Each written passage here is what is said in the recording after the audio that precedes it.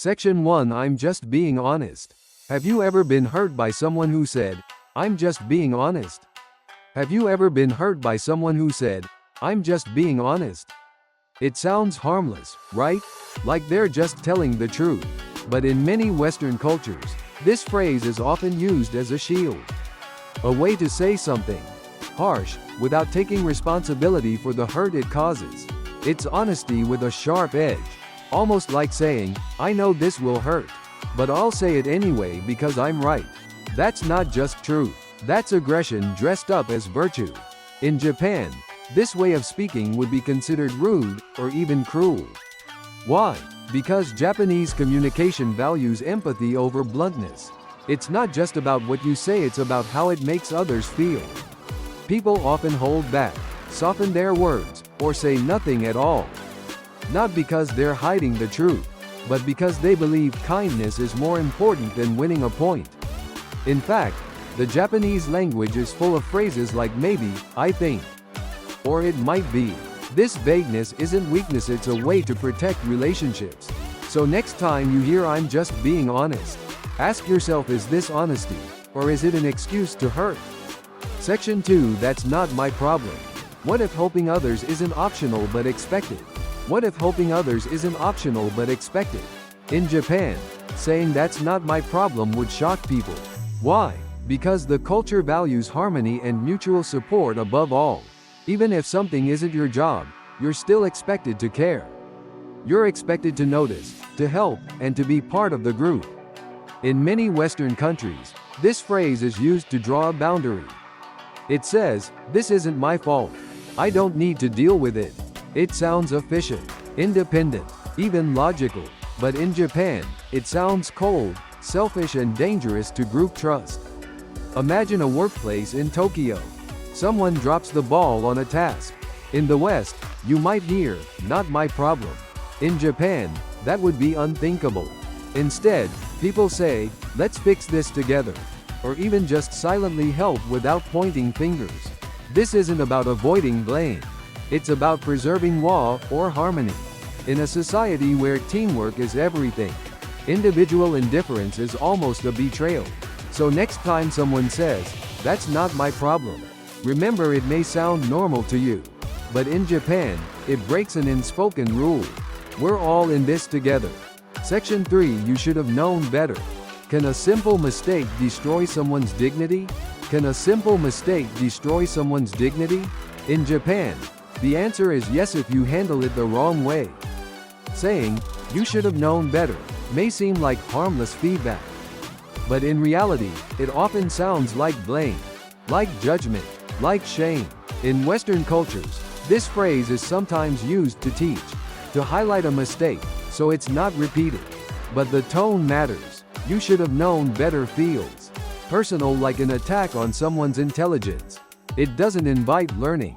It creates embarrassment. Japanese communication avoids this kind of direct blame. Why? Because it risks damaging someone's faith, their social dignity. In Japan, it's better to say nothing or offer quiet support.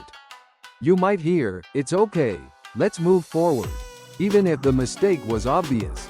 This isn't about ignoring problems.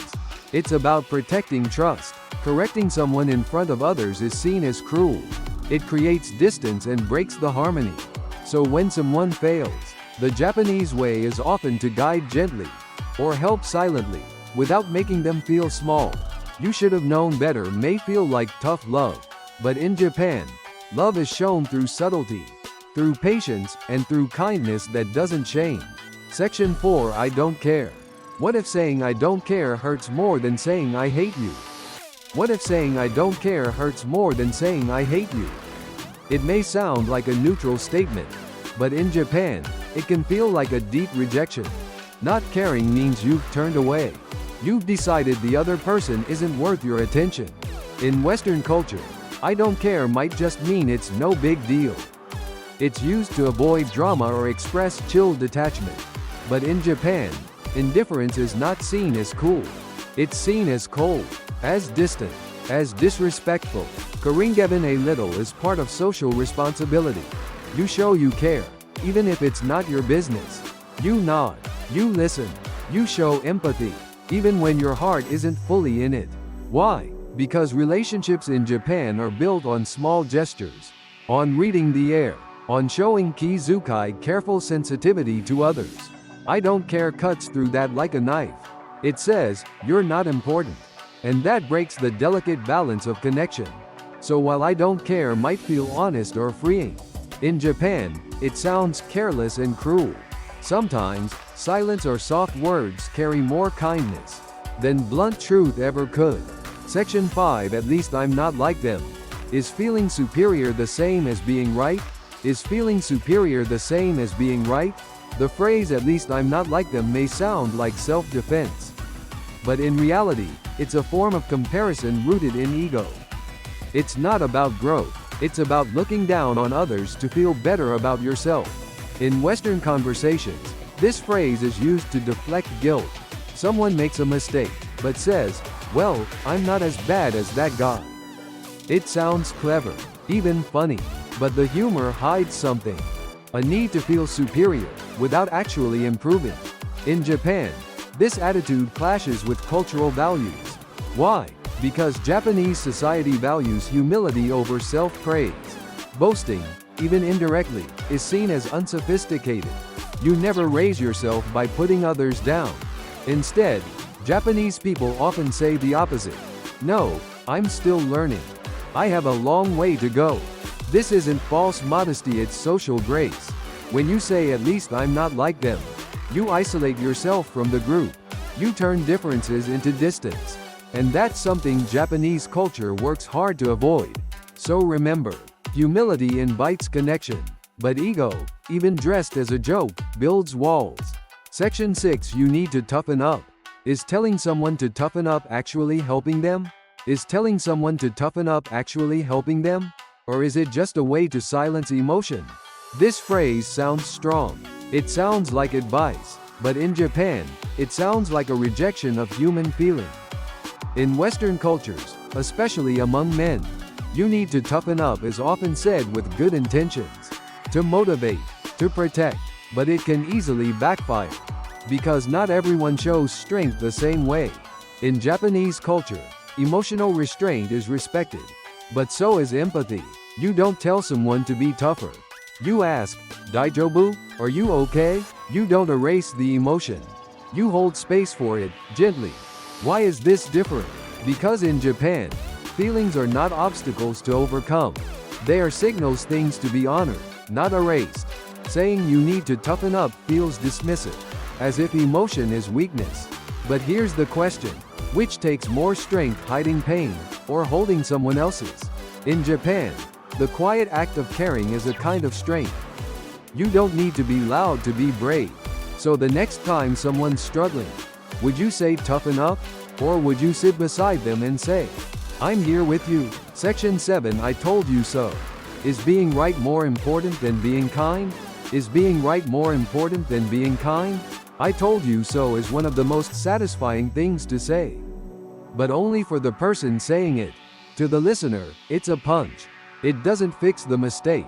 It just adds shame. In Western cultures, this phrase often slips out in moments of frustration. It can feel like justice, like proving a point. But in Japan, this would be seen as deeply rude. Because it doesn't help, it only highlights failure. In Japanese culture, preserving someone's dignity is more important than proving your point. Even if you predicted the mistake, even if you were right, you stay quiet.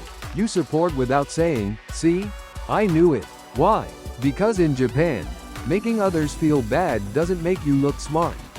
It makes you look unkind. Japanese communication often avoids confrontation. Not out of weakness, but out of respect. Helping quietly is seen as more mature than announcing "I was right." And letting someone save face, even when they're wrong, builds trust, not ego. So next time you're tempted to say "I told you so," ask yourself, do I want to be right or do I want to be remembered kindly? Section 8. It's not fair. What if fairness isn't the goal but harmony is? What if fairness isn't the goal but harmony is? "It's not fair" is a powerful phrase in many countries. It challenges rules, questions authority, and defends the self. But in Japan, it's rarely heard, especially in public. Why? Because fairness is not always the top priority. In Western cultures, fairness is often tied to justice. People are taught to speak up when things feel unequal. Voicing complaints is seen as strength, a way to protect your rights. But in Japan, openly saying it's not fair can be seen as disruptive. It breaks the mood, it draws attention, and most importantly, it creates conflict. Instead, people say, "Shikata ga nai." It can't be helped. This isn't surrender, it's social awareness. Japanese society places great value on maintaining harmony.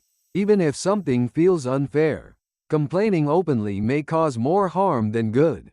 It puts stress on the group, and in a group-centered culture, that's a serious concern. This doesn't mean people accept everything, but they may express dissatisfaction subtly, with silence or small gestures, rather than loud protest. So while it's not fair, may be a call for justice elsewhere. In Japan, peace of mind often comes from acceptance, not confrontation. Section 9. That's how I am. Deal with it. Is staying true to yourself always the right thing to do? Is staying true to yourself always the right thing to do? The phrase "that's how I am, deal with it" sounds confident. It says, I'm not changing. Take it or leave it. In some cultures, that's seen as strength, a way to stand up for individuality. But in Japan, this kind of self-assertion is jarring. Why? Because it rejects adjustment, which is key to Japanese relationships.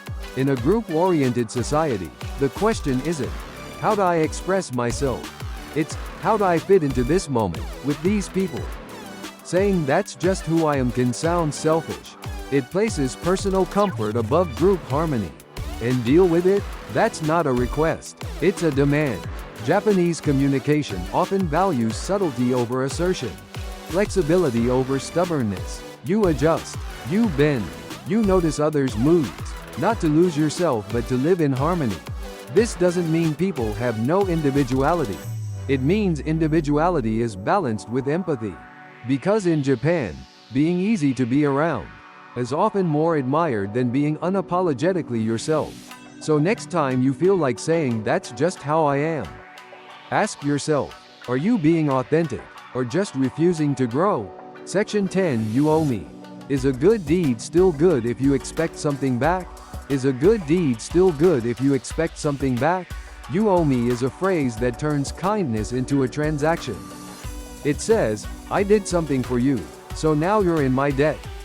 In many places, this is seen as normal. Give and take. Balance. But in Japan, this mindset feels uncomfortable. Because kindness is not currency. It's not something to be calculated. It's something to be offered quietly, and without condition. In Japanese culture, doing something nice and then saying "you owe me" is called on kishagashi onkisegamashi. It's one of the most disliked traits. Why? Because it shifts the focus from care to control. When someone gives, it's supposed to come from the heart, not from strategy, not from obligation. There's a quiet elegance in giving without reminders, and a deep respect in receiving with humility. In fact, many Japanese people will downplay their own favors. Oh, it was nothing. No need to thank me. This isn't false modesty. It's an unspoken rule. Don't turn relationships into ledgers. Don't keep score. So next time you want to say "you owe me," ask yourself, did you give to connect, or to collect?